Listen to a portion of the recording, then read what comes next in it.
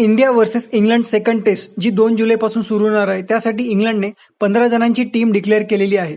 या 15 जणांच्या टीममध्ये जोफ्रा आर्चरला सुद्धा ऍड करण्यात आलेला आहे. जोफ्रा आर्चर आता 4 वर्षानंतर टेस्ट क्रिकेट परत खेळणार आहे. एकीकडे इंग्लंडने सेकंड टेस्टसाठी जोफ्रा आर्चरला ऍड केलेला आहे तर सेकंड टेस्टमध्ये इंडियाकडून बुमराहचं खेळण्याची चान्सेस कमी आहेत. इंग्लंडने जी टीम डिक्लेअर केलेली आहे 15 जणांची त्याच्यामध्ये Ben Stokes captain, Jofra Archer, Shoaib Bashir, Jacob Bethell, Harry Brook, Brydon Carse, Sam Cook, Zak Crawley, Ben Duckett, Jamie Overton, Ollie Pope, Joe Root, Jamie Smith, Josh Tongue आणि ख्रिस वोक्स.